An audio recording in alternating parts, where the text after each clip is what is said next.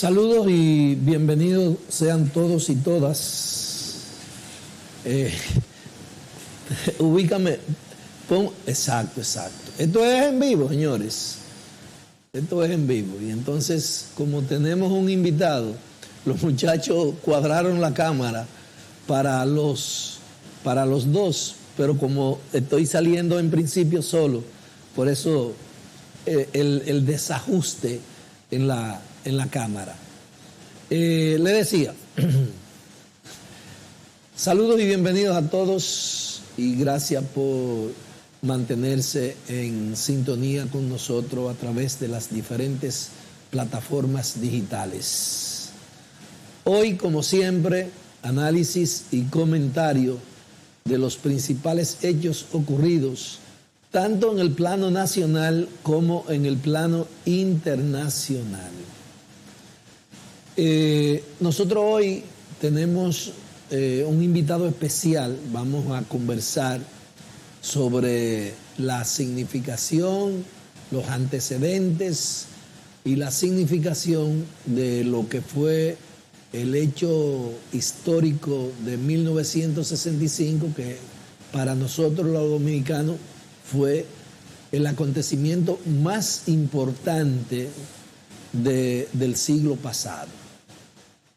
Vamos a contar con la presencia del compañero Daniel Sánchez, quien va a estar con nosotros.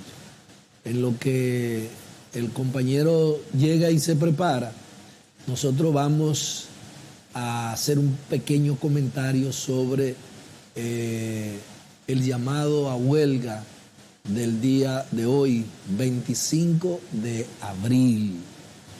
Miren, en las 14 provincias del Cibao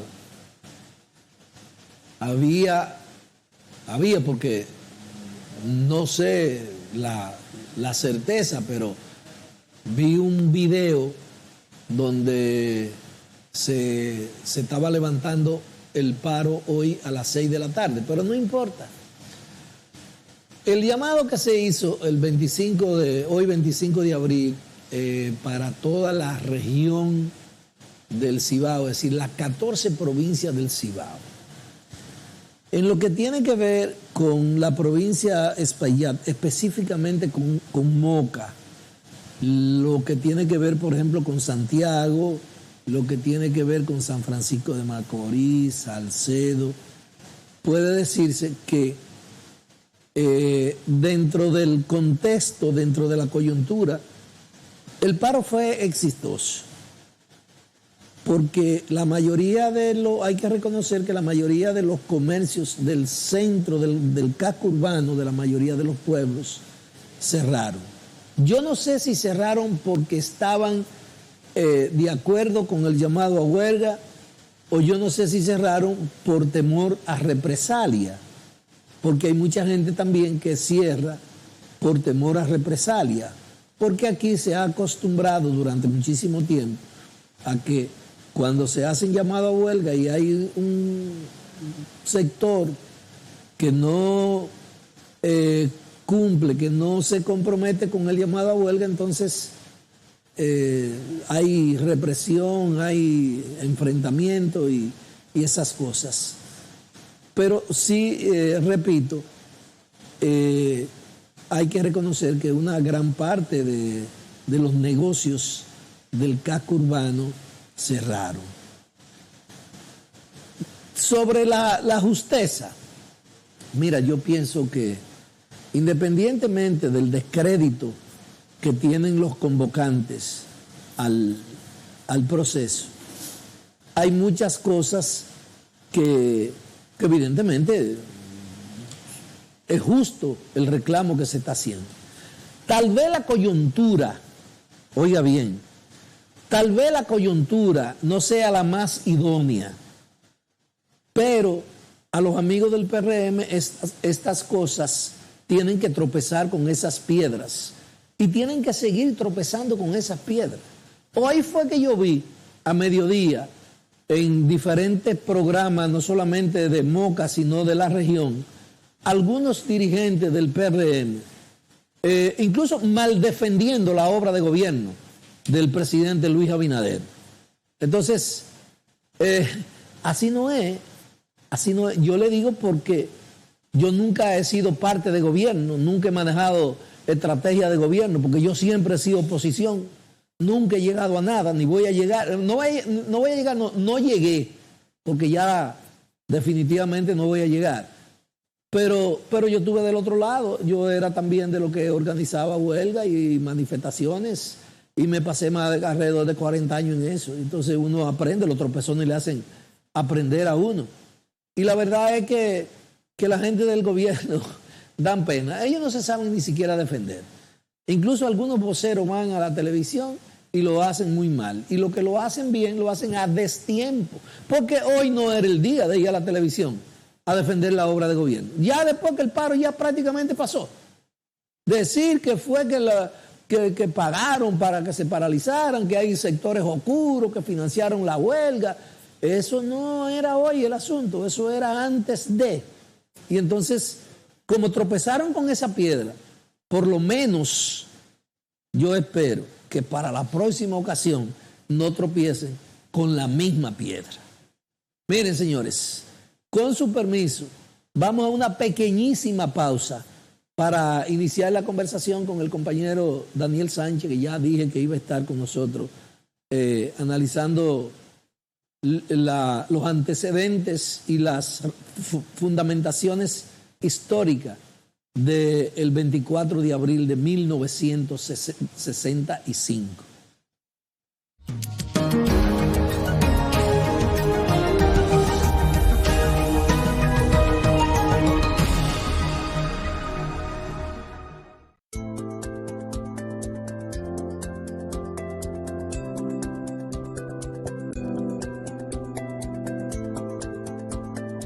Vine a solicitar una certificación de un expediente de rectificación de apellido. Veo que están dando respuesta a los expedientes en tiempos récord, lo que le facilita a uno como abogado darle una respuesta en un tiempo hábil a los clientes. No duden en venir, que aquí se está trabajando en tiempos récord.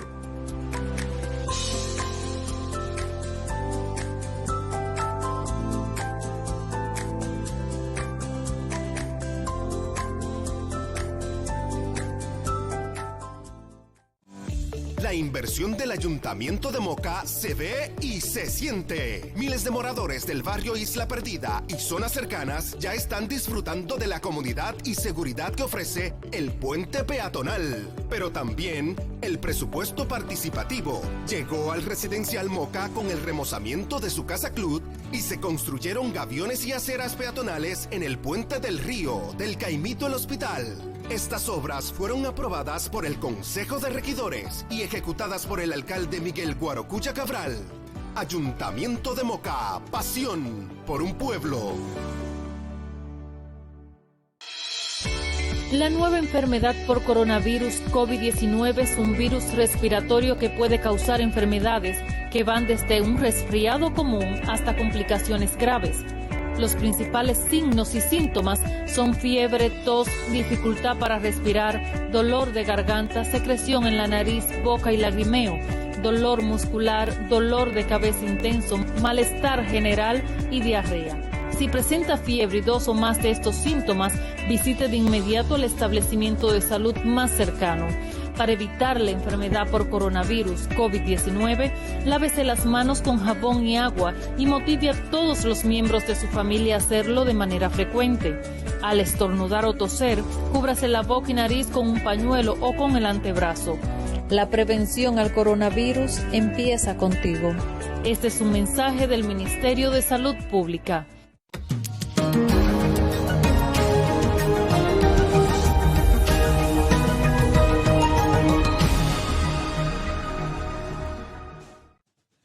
Continuamos con su programa Visión RD.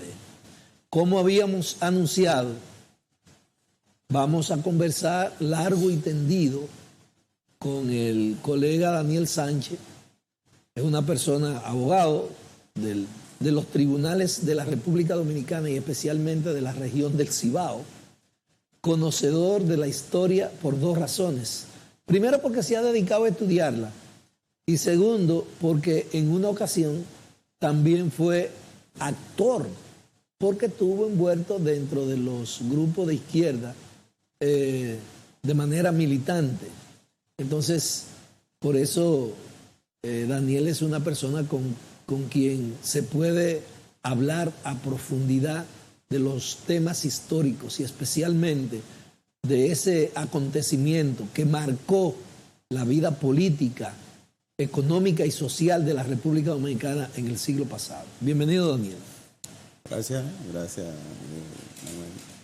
por invitarme a tu programa, ¿verdad? Y por darme la oportunidad de conversar con la población que le gusta escuchar estas cosas, ¿verdad? Que cada vez, digo yo, se va haciendo menos, pero ojalá y nosotros logremos despertar el interés por estos temas que, aunque son cosas que ya pasaron, son nuestra historia, repercuten en el qué hacer y todavía están tan vigentes que se hace necesario que la población lo conozca, lo maneje y no lo deje pasar por alto, no lo deje morir, no lo deje olvidar. Decía un amigo, despidiendo a un fallecido, que en verdad el muerto se convierte en tal, en muerto per se, cuando nos olvidamos de ello. Que la muerte solamente llega con el olvido. Por eso dicen por ahí que falta mucho tiempo para el olvido. Yo te voy a decir una cosa. Yo cuando trato estos temas, lo trato con dolor y con una sensación a veces hasta de frustración. Porque cuando, y me excusan que salga directamente del tema, cuando tú ves noticias como la que vi ayer y hoy en los medios de comunicación con relación a lo que se ha establecido en el currículo de historia en la República Dominicana, que han sacado del currículo la historia de la República Dominicana, y ahora incluso en vez de presentar los símbolos patrios de la República Dominicana, lo que están presentando son los símbolos patrios de Haití.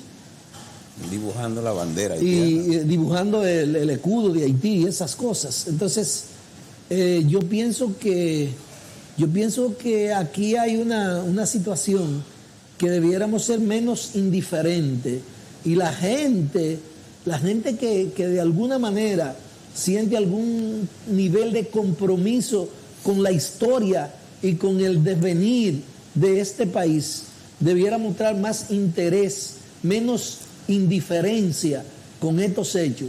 Porque, por ejemplo, el asunto específico de la Revolución de Abril, sus antecedentes, sus consecuencias, yo pienso que esos son elementos que en un sistema educativo, en un país que se repite, no puede faltar. Y entonces aquí nosotros decimos, no, mira, no lo podemos tratar porque todavía hay muchos actores que están vivos. ¿Y qué? Y óigame, si usted se puso del lado de los traidores, si usted se puso del lado de los invasores, a usted la historia y el pueblo y la nación y todo el mundo tiene que señalarlo como un traidor. Y eso no hay que tenerle miedo a nada. Eso es así. De todas formas, excúsame que me salí prácticamente del tema, pero vamos a hacer algo para hacerlo más didáctico. Vamos a hablar de los antecedentes del hecho de la revolución, del hecho en sí, en la coyuntura que ocurrió y las consecuencias. Esos tres segmentos lo vamos a tratar. Mira, tú hablabas de que debemos enfocar el asunto de manera didáctica, y yo creo que debemos hacerlo así porque constantemente los expositores entran a hablar de la Revolución de Abril del 65 como hecho en sí, sin ver los antecedentes que tuvieron como consecuencia ese desenlace. Nosotros entendemos que varios factores se dan en la sociedad dominicana y a nivel internacional que modularon, que motivaron, que fueron causa de los hechos de abril. En primer lugar, tendríamos que ver lo que se da a partir de la confrontación entre la Unión Soviética y el mundo occidental a partir del final de la Segunda Guerra Mundial, y ver todo ese malestar que el pueblo dominicano sufrió como consecuencia de la dictadura de Trujillo. Y ese malestar se manifestó con la invasión de Cayo Confite, con la invasión de 1959, con varias rebeliones militares de pequeña envergadura, pero la sociedad siempre manifestó ese estado de frustración porque tenía anhelo de constituirse en una entidad democrática. Y cuando hablo de una entidad democrática me llega al pensamiento levantar la bandera del honor, porque aquellos hombres de abril defendieron el honor ante todo, sin contar que fueran de derecha o de izquierda, que fueran comunistas o que fueran demócratas, que fueran de derecha. No, asumieron la postura del honor por el país, de la patria, como se dice. La dictadura de Trujillo enclaustró a la sociedad dominicana, impidiendo su desarrollo material y su desarrollo mental. Es decir, el crecimiento espiritual de la nación se vio estancada con los años de la dictadura. Pero la dictadura tuvo un antecedente muy incidente para su fin y fue la Revolución Cubana.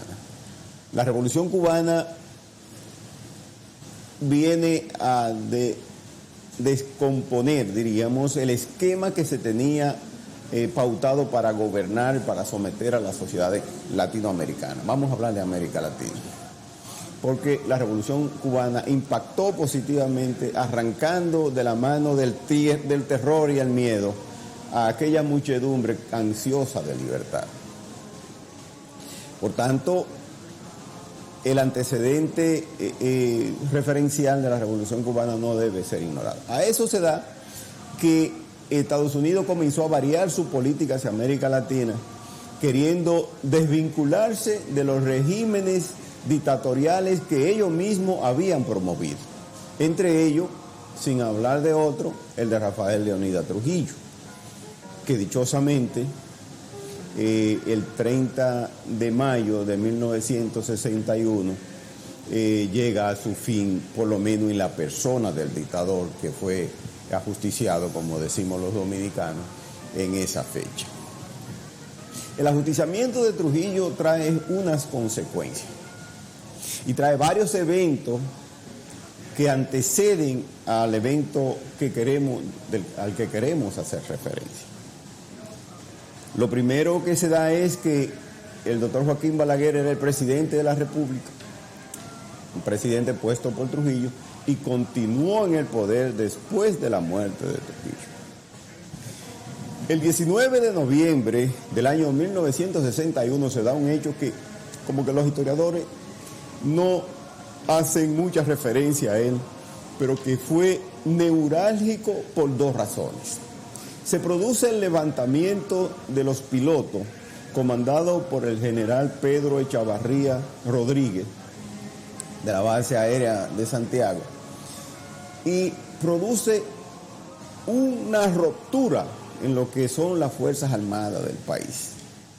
Fíjense que este levantamiento, para promover y para provocar la salida de los Trujillo, también produjo el bombardeo de la base aérea de San Isidro, el bombardeo de un destacamento militar de Puerto Plata y el bombardeo de un batallón de la ciudad de Mao. ¿El bombardeo por quiénes? Por los mismos militares. Eso quiere decir que produjo el requebrajamiento, la ruptura en el cuerpo militar que tan unificado pareció estar bajo las directrices de la dictadura de Trujillo. A esto, luego de producirse este evento, Balaguer continúa en el poder, pero se funda lo que se llamó el primer Consejo de Estado. Dicho sea de paso, en ese primer Consejo de Estado se concede la autonomía a la universidad, llegan al país algunos miembros de partidos políticos, ya en julio habían llegado otros, pero se hicieron pequeñas aperturas.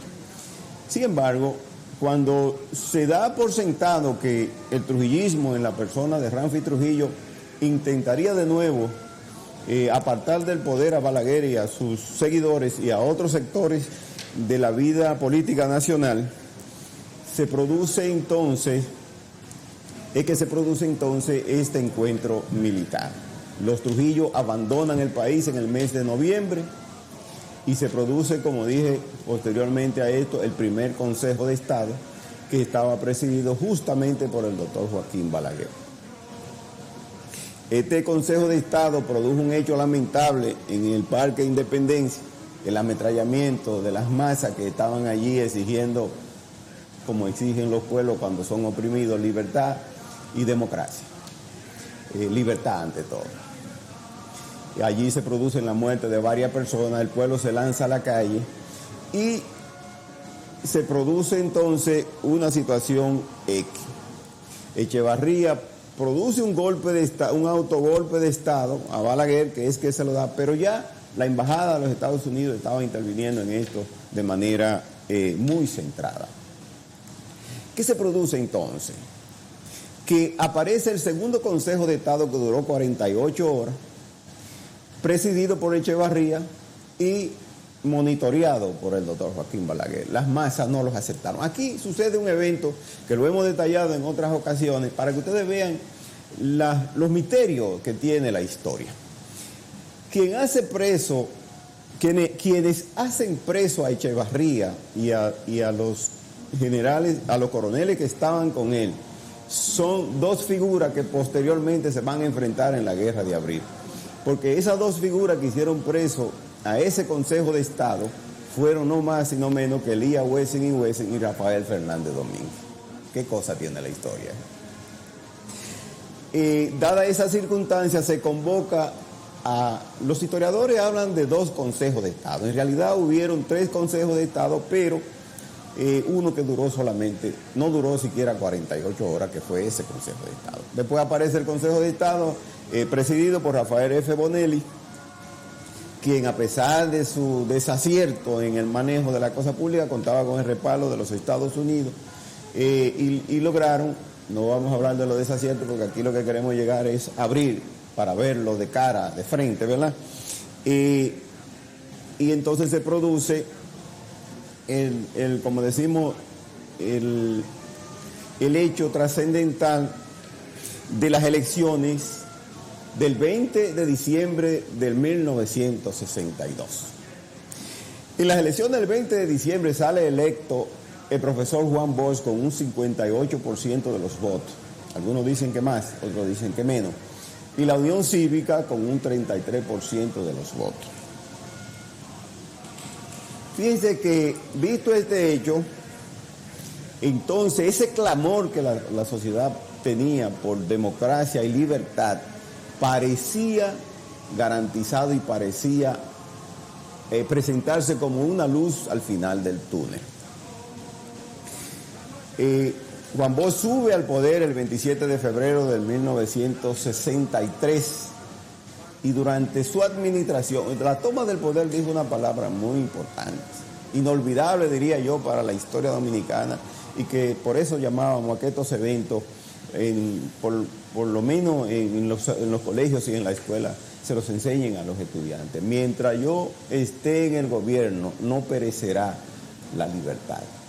Es una promesa que cumplió durante sus 7 meses de mandato, que aunque efímero, dejaron el antecedente de que una sociedad puede vivir en democracia y que una democracia puede hacer mucho y que la mejor vida que podemos llevar sería donde se respeten esas libertades individuales y públicas.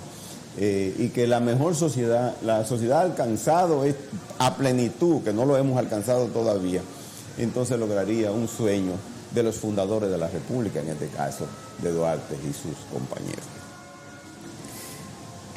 Durante el gobierno del profesor Juan Bosch se da un evento que entonces ya tenemos trastornado el sistema militar, o sea, roto la unidad militar con el evento del 19 de noviembre, pero se da aquí un evento que viene entonces a producir un distanciamiento mayor entre las fuerzas que gravitaban en la conformación de la sociedad dominicana. Se elabora y se aprueba la Constitución del 63, la más democrática, la más liberal, la más justa la más practicable que la nación dominicana haya podido darse, por encima, a mi criterio, de la de 2010 de Leonel Fernández. Por encima de ella. ¿Qué tendríamos entonces que ver como antecedente? Que a esos muchachos, vamos a llamarle así como un elogio por su juventud eterna, porque el pensamiento de ellos no ha envejecido ni envejecerá jamás. A esos muchachos se llamaron constitucionalistas, haciendo referencia a esa constitución del 63. De ahí viene el nombre de que los que lucharon en el bando constitucionalista se llamaron así, constitucionalistas, porque pedían la vuelta a la constitución del 63 y al presidente del 63, que era a quien le dieron el golpe de Estado, que fue el profesor Juan Bosch. Innumerables fueron los hechos positivos que este gobierno, los eventos, la ejecutoria positiva, así como innumerables fueron los intentos por lograr que se produjera antes lo que se produjo el 25 de septiembre, que fue el fatídico golpe de Estado que rompió con el experimento democrático que la sociedad dominicana se estaba dando. Al romperse ese experimento democrático, volvimos al caos y a la confusión. A los actores de aquellos eventos, muchos de ellos todavía la sociedad dominicana está esperando un mea culpa, porque muchas instituciones están todavía ahí, están vivas y lo estarán por mucho tiempo.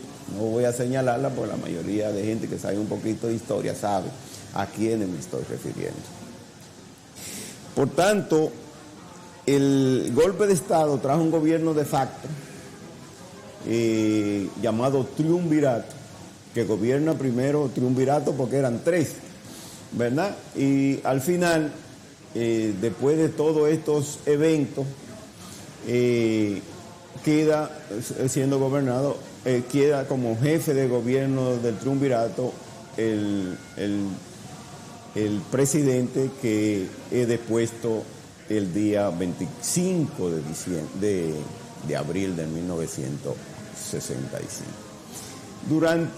Posteriormente a la muerte, al golpe de Estado, se da otro evento que lastima la sensibilidad de la sociedad dominicana, que de por sí ya estaba lastimada con muchísimos eventos que se habían dado del 60 para adelante, incluyendo la muerte de la Mirabal y otros eventos de esa naturaleza que ya habían lacerado el corazón de la sociedad dominicana. Escúchame, Daniel, sería importante señalar ahí, en ese orden, los elementos, los grupos, las fuerzas políticas que incidieron para el golpe de Estado al profesor Juan Bosch. Vamos a verlo. Creo que sí. Yo no quería dejarlo pasar, me da un poquito por alto, porque aquí hay todavía cosas que hieren a la sociedad y que no nos gusta que nos hablen de ellas. Mira, aquí hubieron varias instituciones que estimularon el golpe de Estado. Políticamente, la Unión Cívica Nacional, encabezada por Viriato Fiallo, fue uno de los sectores que promovió, y sus miembros fueron los que posteriormente fueron miembros del triunvirato. La Embajada de los Estados Unidos, con la política que aplicó, pues también fue uno de los promotores, y lamentablemente una de las voces más activas en el golpe de Estado fue la Iglesia Católica.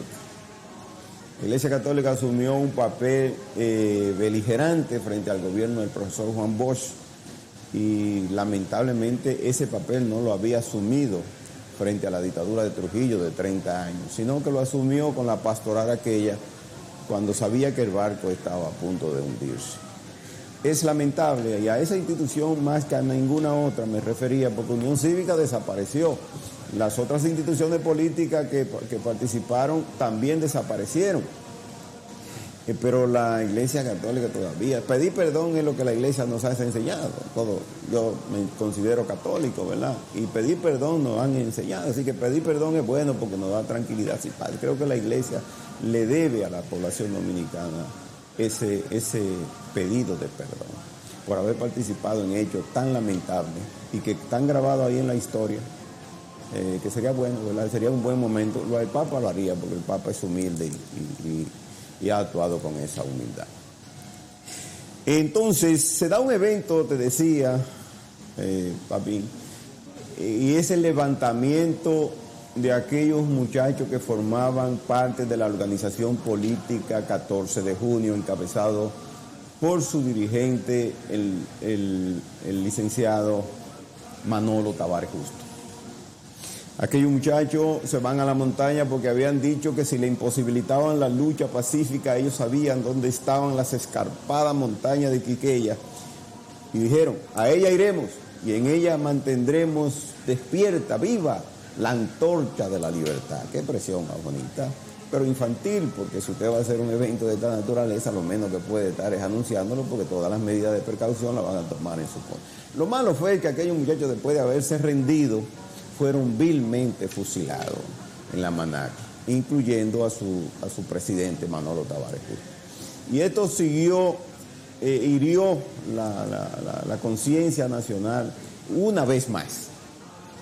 Y más, un gobierno que surge y que vuelve a promover lo que esta sociedad tanto ha sufrido, como es la corrupción administrativa, como es el dispendio del erario público, como es el endeudamiento eterno y al fin y al cabo no se sabe qué se hizo con los préstamos que hemos tomado. Eso sucedía en aquel gobierno. Robert Rick Cabral, que fue el último presidente del triunvirato, el último miembro del triunvirato, era un presidente patrocinado por los Estados Unidos. Le decían el americano. Y obviamente los Estados Unidos que levantaron todo tipo de sanciones y colaboraron con este gobierno al extremo. Se produce un evento el día 22 de abril, que fue la cancelación de 9 miembros de un cuerpo armado donde estaban Lora Fernández, La Chapelle y otros que ahora no recuerdo, pero que aceleró lo que ya el movimiento que había sido fundado por Rafael Fernández Domínguez, que era un promotor de la vuelta a la Constitución, a la constitucionalidad sin elecciones, porque se interrumpió el mandato que el pueblo le dio al presidente de entonces, profesor Juan Bosch. No estoy diciendo que fuera bueno, no estoy diciendo que fuera malo, estoy diciendo que era el presidente constitucional elegido libremente por los dominicanos y que por tanto tenía todo el derecho de gobernar y que nadie tenía el derecho a romper el orden constitucional como lo rompió Elías Wessing y Wessing, la embajada de los Estados Unidos y otros colaboradores, y que llevaron al país a la pérdida, a los hechos sangrientos y dolorosos del 24 de abril de 1965.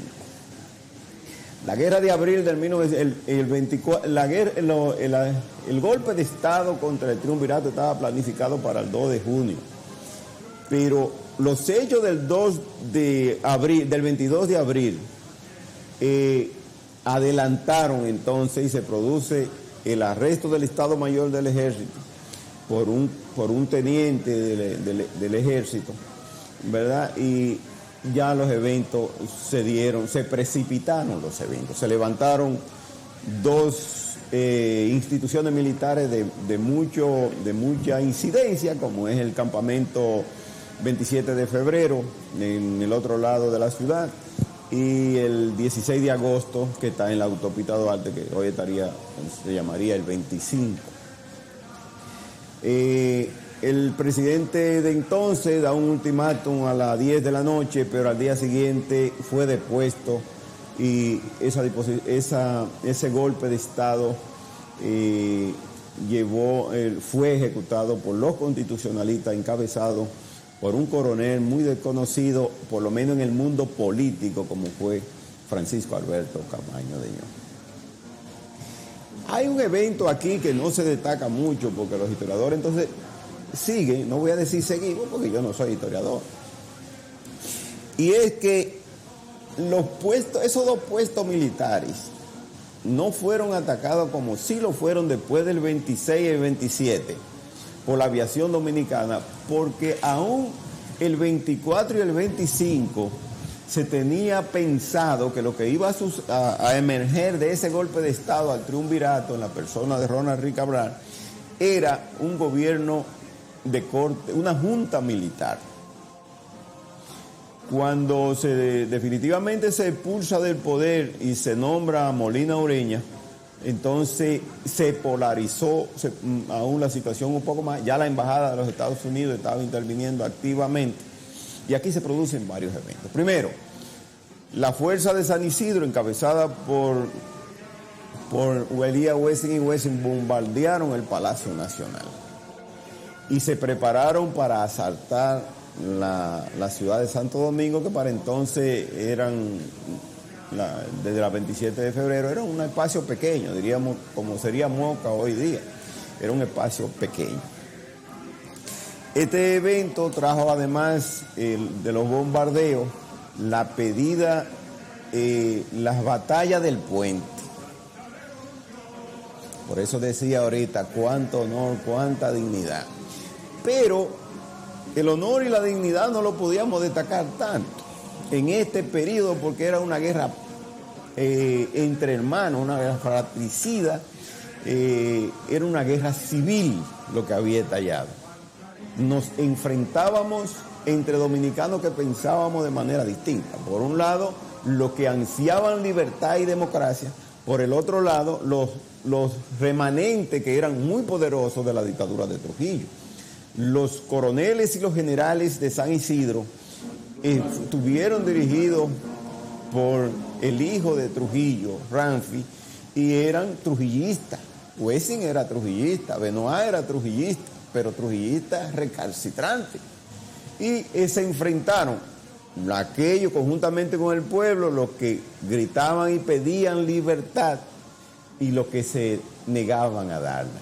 Los que cortaron el gobierno constitucional de 63 y los que promovían y endorsaban la continuidad del régimen del gobierno que fue electo democráticamente el 20 de diciembre del 1962. Por tanto, estos eventos nos enfrentan entre dominicanos, entre esos dos sectores.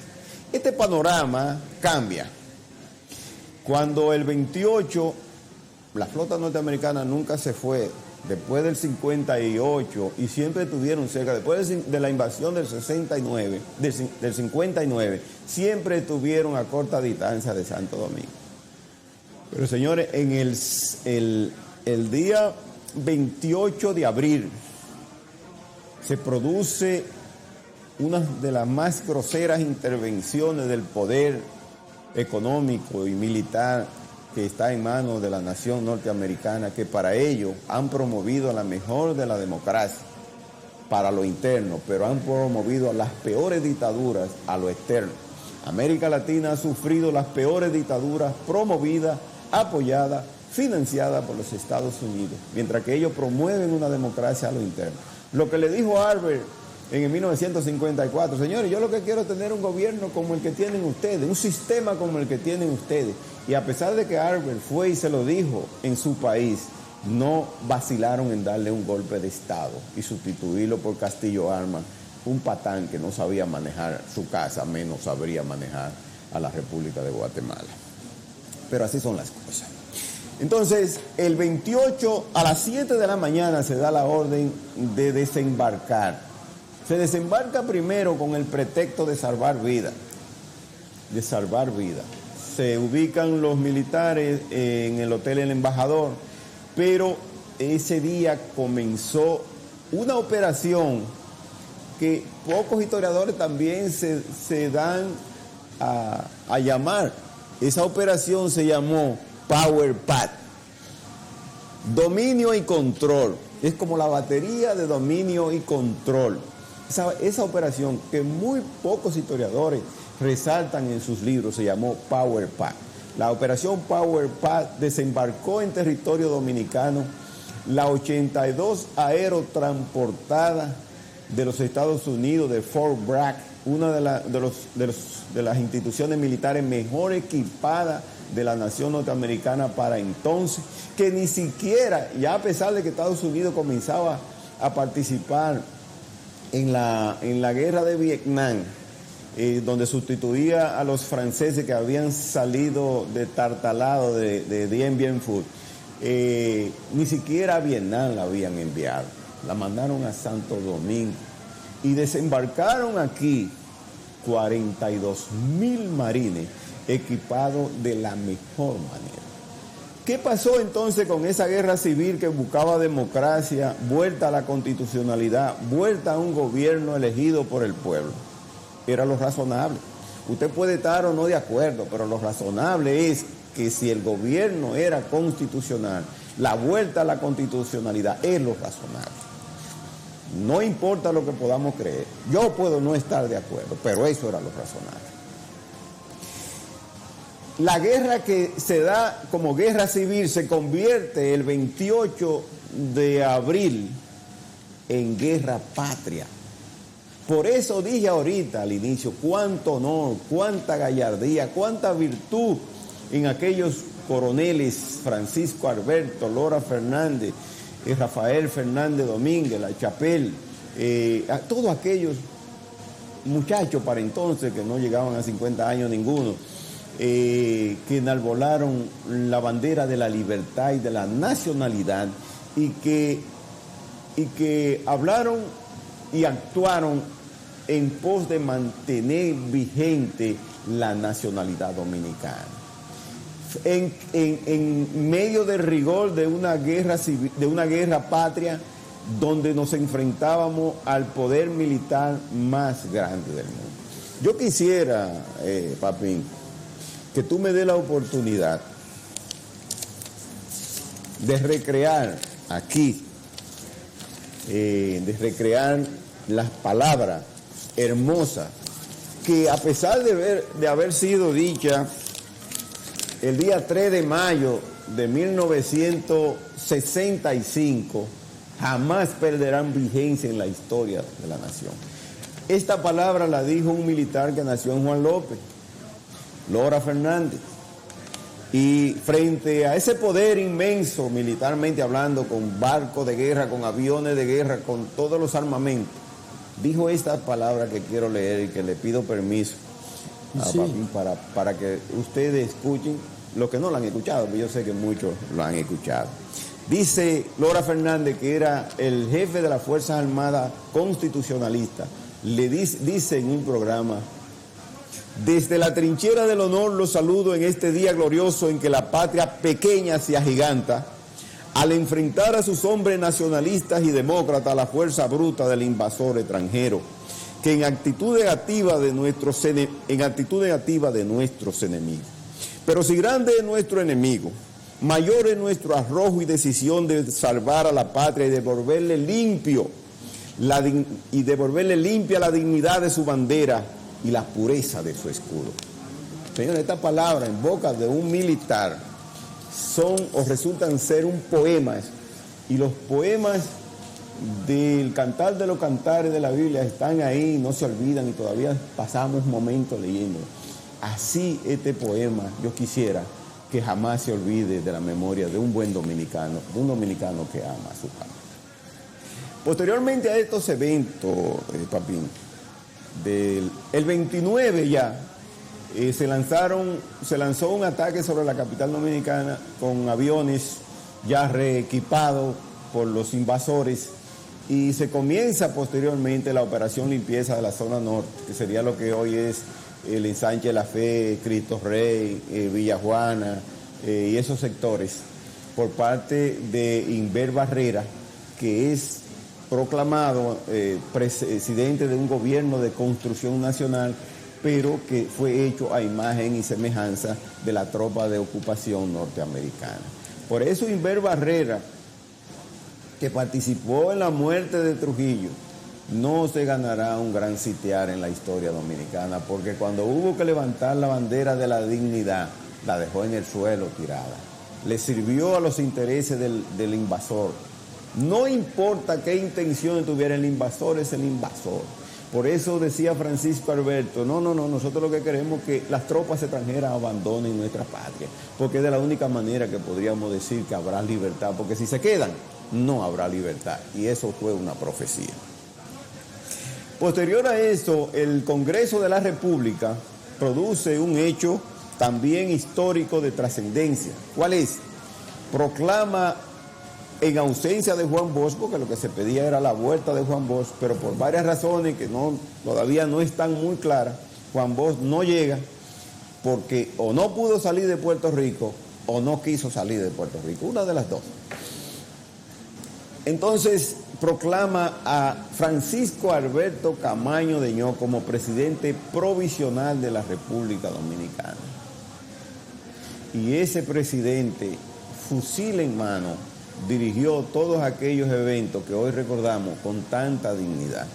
Y es a ese señor que recuerda la historia dominicana y el pueblo dominicano. Otros sectores quizás quisieran ocultarlo de la memoria, quizás quisieran borrarlo de la memoria de la población, pero el pueblo no olvida a sus grandes héroes. Y Francisco Alberto Camaño de Ño, conjuntamente con Lora Fernández y Rafael Fernández Domínguez, estos dos, los tres ya mártires de su lucha por la libertad, son ejemplos vivos del honor y la dignidad de los prohombres que ha dado la sociedad dominicana.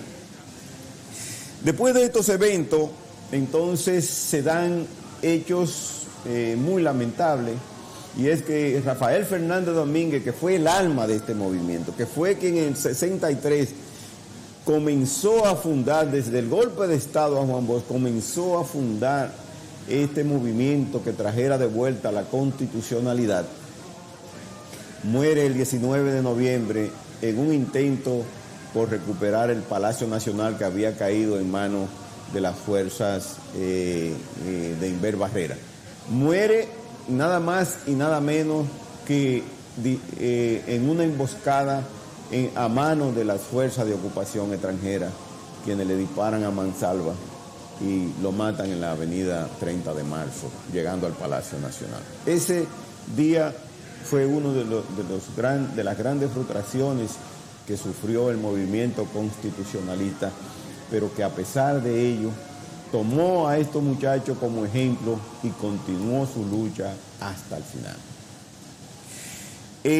Posteriormente se da un periodo, ustedes verán que quien invade al país el 28 de abril son las fuerzas militares de los Estados Unidos. Pero el mundo comenzó a quejarse, a rechazar esa, que como dijo el embajador de Ecuador en la conferencia a la que se le llama, pero esto no está justificado por ninguna normativa internacional. Por ende, venir aquí a querer que la justifiquemos es un atrevimiento, ¿verdad? No fue la palabra atrevimiento, pero lo voy a poner por ahí porque por ahí están las cosas. Es decir, como tú me dices que justifique lo que ya tú hiciste, lo hiciste. Ahora, lo hiciste sin estar autorizado, ni las Naciones Unidas, ni nadie te autorizó. Ahora, hay una institución en América Latina que ha servido mucho a los intereses del poder, ante todo el poder militar y económico en manos de los Estados Unidos, para manillar a América Latina. Y esta institución se llama la Organización de Estados Americanos, OEA. Nefasto recuerdo tenemos de esta institución. Y hoy día está presidida por un individuo que lo que menos debiéramos ponerle es oído o visión para leer lo que escribe o lo que dice, o escuchar lo que dice. Esa institución celebra una conferencia el 23 de mayo y entonces se crea la Fuerza Interamericana de Paz. Esta institución está regenteada por la Organización de Estados Americanos, OEA.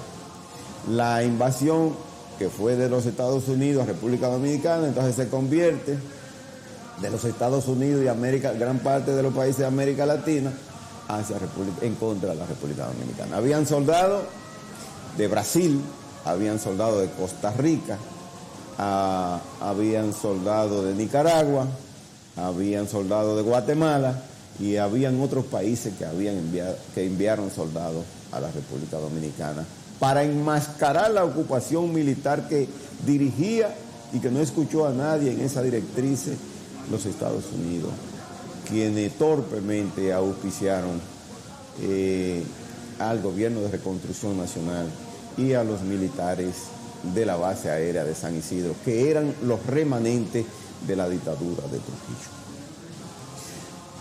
La guerra se recrudece, los dominicanos luchamos con valentía, y digo luchamos porque el alma de cada dominicano bueno de hoy está en el ayer de aquellos dominicanos, como cuando endorsamos a Juan Pablo Duarte por lo que hizo.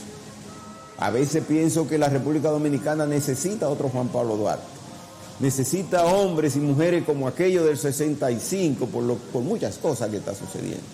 El país tiene muchos defectos que hay que corregirlo y que llaman a preservar la integridad de la nación como tal.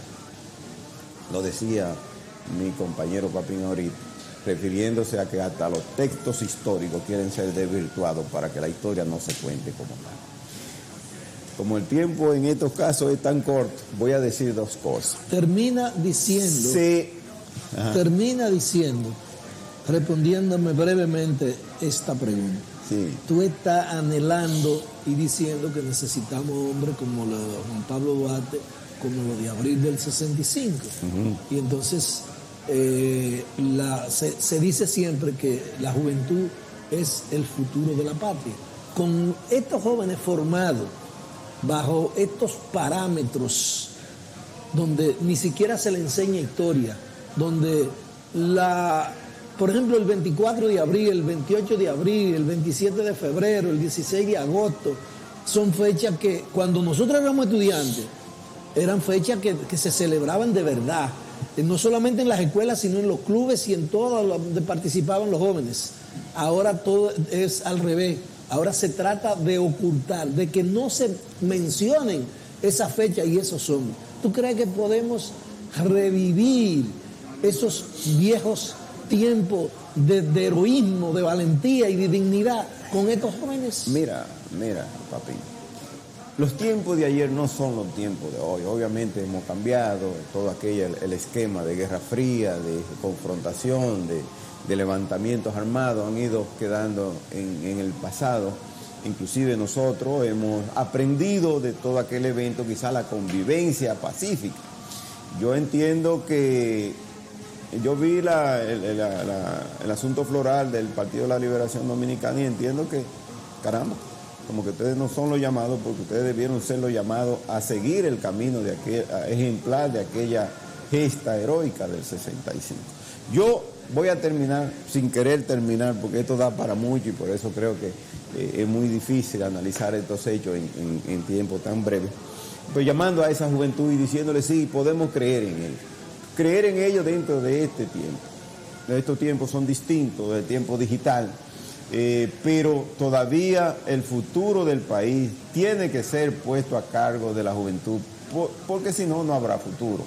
Entonces, que estos muchachos sean instruidos por nuestros profesores en la escuela, en el hogar, en las universidades, y nosotros no desmayemos nunca en decirle que el mayor honor es el dar lo mejor que tenemos como ciudadanos por el bienestar, la dignidad y el honor del país. Y que eso fue lo que hicieron los héroes del 65 que participaron en la Guerra de Abril. Señores, lamentablemente se nos terminó el tiempo. Decirle que no se vayan, que sigue Entre Jerez. Y de nuestra parte, hasta mañana.